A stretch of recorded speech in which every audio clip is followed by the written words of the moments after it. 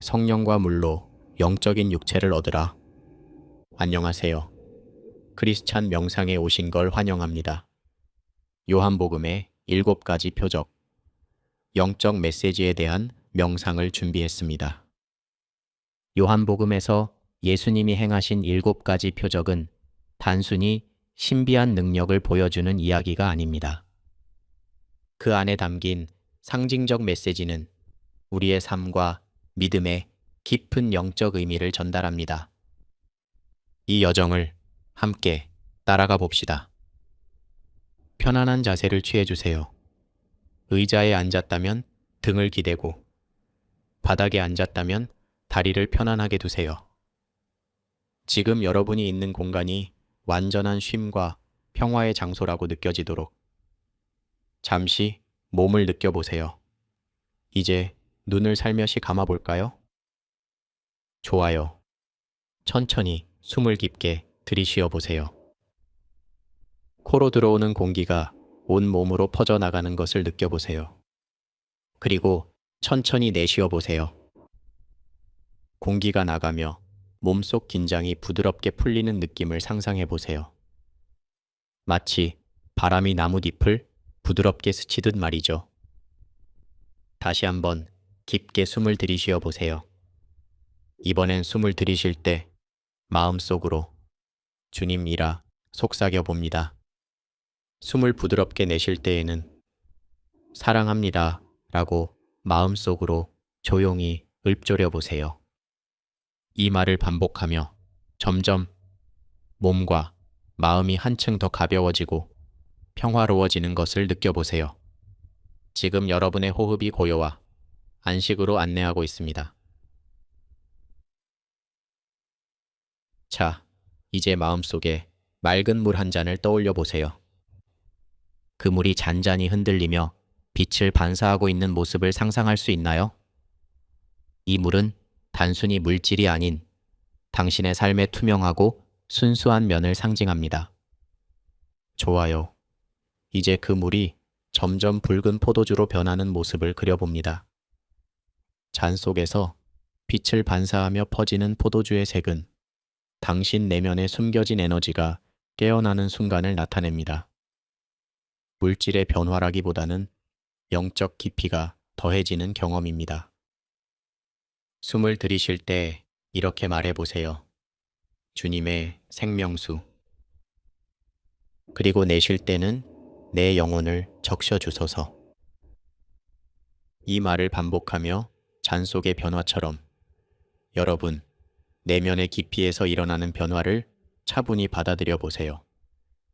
지금 이 순간 당신의 존재가 새로워지고 있음을 느껴보세요. 이제 여러분의 몸이 하나님의 성전이라고 상상해 볼까요? 이 성전 안에는 혹시 무거운 짐처럼 느껴지는 감정들 또는 오랫동안 쌓여있던 걱정과 불안들이 자리 잡고 있지는 않을까요? 예수님께서 성전을 깨끗이 하셨던 장면을 마음속에 그려보세요. 지금 그분이 여러분의 내면으로 오셔서 부드럽고 섬세하게 그러나 확실하게 하나씩 치우고 정돈하고 계십니다. 어두운 구석에 있던 감정의 먼지가 빛 속으로 사라지고 새로운 생명의 숨결이 그 자리를 채우고 있는 것을 느껴보세요. 그분께 이렇게 속삭여 보세요. 주님, 제 마음의 성전을 깨끗이 하소서. 제 몸을 거룩한 집으로 만드소서. 정화된 공간에 따뜻하고 부드러운 빛이 가득 차오르며 그 빛이 여러분을 안아주는 듯한 느낌을 상상해 보세요. 그 빛 속에서 평화와 치유가 시작됩니다. 자, 여러분, 자신이 니고데모가 되었다고 상상해 보세요. 깊은 밤, 별빛이 가득한 하늘 아래서 예수님과 마주 앉아 대화를 나누고 있습니다. 주변은 고요하지만 예수님의 눈빛은 따뜻하고 강렬하게 빛나고 있습니다. 그분의 목소리가 낮고 깊게 울리며 여러분의 마음을 사로잡습니다. 예수님께서 이렇게 말씀하십니다. 물과 성령으로 거듭나지 않으면 하나님의 나라를 볼 수 없다. 그 말씀이 단순한 문장이 아니라 마음속 깊이 스며들어 새로운 깨달음과 평안을 가져다 주는 것을 느껴보세요. 그 말씀 속에 숨겨진 영원한 생명의 비밀이 여러분의 영혼을 부드럽게 두드리고 있습니다. 숨을 깊이 들이쉴 때 마음속으로 속삭여 보세요. 주님, 새롭게 하소서. 그리고 숨을 내쉴 때에 거룩하게 하소서. 물줄기가 흘러가듯 성령의 은혜가 여러분의 내면에 새우며드는 모습을 느껴보세요. 마치 생명의 샘물이 온 몸을 감싸 안으며 청량감과 편안함으로 채워주는 것 같죠? 이 순간 거듭난 자신을 환영하며 감사의 마음을 가져보세요. 여러분, 손에 따뜻하고 부드러운 빵 한 조각이 놓여 있다고 상상해 보세요. 이 빵은 단순한 음식이 아니라 주님이 직접 주신 은혜의 상징입니다. 그 빵을 손끝으로 느껴보세요. 온기가 전해지는 이 빵은 나를 위한 사랑의 표현일 뿐만 아니라 세상과 나눌 수 있는 축복입니다. 빵을 조심스럽게 떼어 나눠주는 모습을 상상해 보세요. 사람들의 얼굴에 기쁨과 감사의 미소가 번지고 나눔 속에서 사랑의 연결이 이루어지고 있습니다. 빵을 나누는 이 순간 예수님께서 주신 넘치는 사랑이 여러분을 통해 흘러가고 있음을 느껴보세요. 이제 조용히 이렇게 말해보세요. 주님, 당신의 양식을 나누겠습니다. 당신의 사랑을 전하겠습니다. 그 말이 마음속 깊이 울리고 그 울림이 따뜻한 빛처럼 퍼져나가는 것을 느껴보세요. 이 빛이 당신의 내면을 가득 채우고 주변 사람들에게도 전해지고 있습니다. 여러분의 삶 속에서 사랑을 실천하는 구체적인 장면을 떠올려 보세요. 용서를 갈망하는 누군가에게 손을 내밀거나 작은 도움이라도 절실히 필요로 하는 이웃에게 다가가는 모습을 상상해 보세요. 그들의 눈빛에서 희망과 감사의 빛이 차오르는 순간을 느껴보세요. 그 장면들이 떠오를 때 그 속에 있는 자신의 모습을 천천히 바라보세요. 여러분의 마음이 따뜻한 불빛으로 밝혀지고 그 불빛이 주위 사람들에게 점차 퍼져나가며 사랑과 평화의 에너지를 전달하고 있습니다. 조용히 속삭여 보세요. 주님, 제가 당신의 사랑을 실천하도록 인도하소서. 그 말이 여러분 마음속 깊이 울려 퍼지고 마치 맑은 샘물이 솟아나는 듯한 평안과 충만함이 온 몸을 채우고 있음을 느껴보세요. 물을 포도주로 바꾼 사건, 예수님의 사역이 단순한 기적을 넘어 인간의 내면과 육체를 변화시키는 상징적인 메시지를 담고 있습니다. 이는 단순히 물질적인 변화가 아니라 인간의 거친 육체가 예수님의 영적인 몸처럼 변화될 수 있음을 보여줍니다. 물은 생명의 필수적인 요소를 넘어 우리의 존재가 더 고귀한 영적 차원으로 변화될 수 있음을 상징합니다.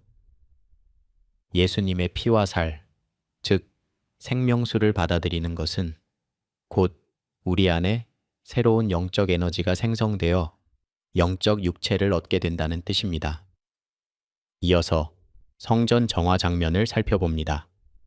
이는 단순히 성전에서 장사꾼들을 몰아낸 사건이 아닙니다. 이 사건은 하나님의 성전이어야 할 우리 몸을 정화해야 한다는 상징적 메시지를 담고 있습니다. 예수님께서는 단호히 말씀하십니다. 이 성전을 허물라 내가 사흘 만에 다시 일으키겠다. 이는 우리의 마음과 육체가 하나님 앞에서 거룩하게 변화되어야 한다는 강력한 초청입니다. 이 장면은 예수님이 이미 영적인 육체를 얻은 존재임을 드러내며 우리가 그분의 가르침을 통해 새로운 존재로 변화될 수 있음을 강조합니다. 니고데모 3장에서는 영적 변화의 중요성을 더욱 깊이 다룹니다. 니고데모는 예수님께 나아와 랍비라고 부르며 존경을 표했지만 예수님의 말씀에 충격을 받습니다.